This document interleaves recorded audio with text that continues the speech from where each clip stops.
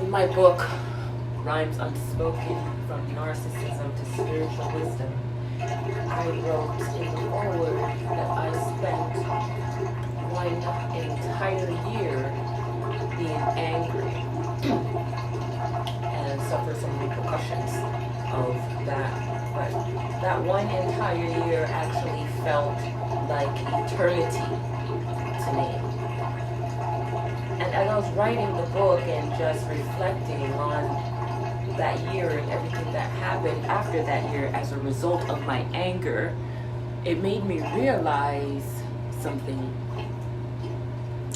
that I consider profound. I don't know if you will share the same sentiment, but it's what led me here today. I found it so important to come and share this with you today about 1 year and time. Now, I must say this before I get any further, that I'm not trying to force a person's healing and recovery. Healing is progressive. Healing is a individual care plan, right? You know what you need to heal, and you have to put in that work and effort. But back to my main point here about this. I don't want anyone to feel like I am saying, oh, rush through it, so you could be like me. No, please don't be like me, and please don't rush through it. What I'm about to say is just for something for you to mull on, right? Let it just simmer, and if it sounds truthful, if it resonates as something beneficial, then by all means, you didn't miss the mark. The target that I'm setting here, you got it. But if you don't, please don't feel any sort of way. I just don't want to be misunderstood, because I'm oftentimes misunderstood, and my intentions are pure here. What I want to say about me reflecting on my 1 year of anger is that it felt like eternity. That 1 year I did not feel like myself. I was alienated from my own self. I just wasn't me. I felt like I was having an outer body experience, but trapped in my body, right? And it made me realize, not then, but the now, and when I'm introspecting, made me realize that, that 1 year felt like a very long time. But there are some people who have been angry for more than 1 year, maybe 2 years, maybe 3 years, 4, 5, 6, 20, 30, 40 years, 50 years, 75 years, up until the day they die. And I'm like, whoa. Because that 1 year for me, even looking back at it, is so cringeworthy. It's so cringeworthy to not feel like yourself. At least that's what it felt like for me. And I imagined how it would be to be not only angry, because like I said, anger produces so many ills of itself. To be angry, to be miserable, to be self-loathing, to be depressed, to be hateful, bitter, mad, sad, always upset, just to be so low vibrational that where you once had a dream, you see it dissipating away. And you don't have the will, the strength, the courage to reach out and grab it, much less chase it. Yeah, there are things that you would have wanted to do, but I'm so angry, man. Or I was so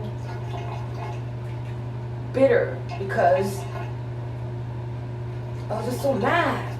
Felt so slighted. So because I was so focused on that feeling of being betrayed, I couldn't realize I was only betraying myself. Every time where I felt the lowest of my lows, the angriest of my anger, the resentfulness of my resent, I was betraying myself. I was betraying myself. For 1 year, I was consciously angry.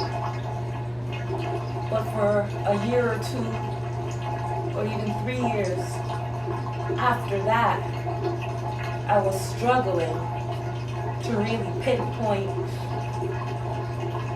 the actual source of that anger. And it was in my own self-betrayal. I betray myself each time I think anyone has a power over me to make me feel any kind of way. I betray myself each time I choose to trust someone more than I trust myself in the realization of my own dream. Putting my future in someone else's hands, that is self-betrayal. I betray myself each time I think independence is too scary because I was stuck in a scarcity mindset that I just wouldn't make it. So let me have some unhealthy attachments. Let me codepend on people that I was unequally yoked with just to get by, just so I could survive. That is the ultimate self-betrayal. So I come here to tell you that you might have been angry as long as I have, even longer, maybe not as long. But remember, with the time thing, it's an illusion and it's a slippery slope. Do not let time pass you by to where you feel that your own dreams are not worthy to be chased.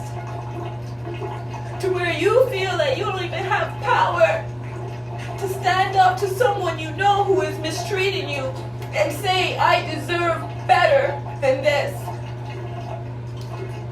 Don't betray yourselves. Let's not be our own Judases. Let's not kill the Christ in us, the Christ that came to give us the consciousness that we can have more because we are the more that we look for, that we seek. Anger steals hope. It clouds your reality. It distorts your truth.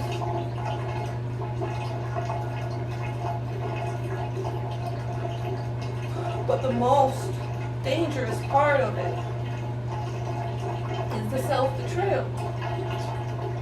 You can't even see yourself. You don't even feel like yourself because you're not yourself. You're separated from yourself. But the truth of it all is, when you decide to come back to truth, when the spirit of truth comes upon you and gives you another chance, gives you redemption, you realize the truth all along, that there is no separation from yourself. There's no separation from God. Don't let time pass you by before you too come to this realization that you don't have to be stuck in a situation. You don't have to be stagnant in a swamp. You can see yourself as a lotus. That no matter how muddy the waters, no matter how dire the circumstances, you can bloom, you can flourish, you can be beautiful. I had to come here to tell you all this today because I've been where many of you are, in a state of ignorance, which is what they call being in sin, just not knowing better, just not knowing the truth of myself because I was afraid of myself, my own power. But don't be afraid. Don't be afraid to daughters of Zion. Don't be afraid, daughters of Jerusalem. Be bold. Be of good courage. Be confident. Confident. Stand strong in the power of your godliness, your divinity.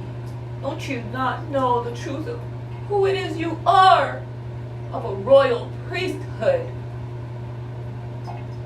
A peculiar people. And holy nation. And a chosen generation. The time for you to evolve.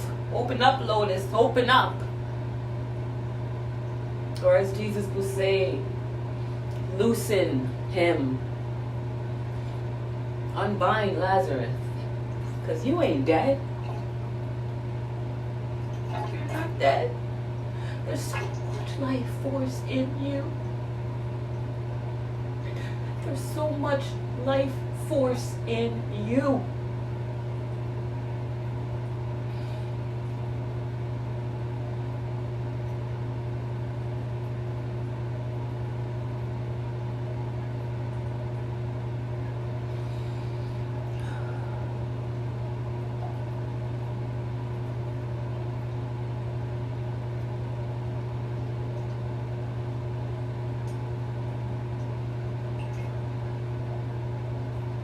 This is the word of the Lord.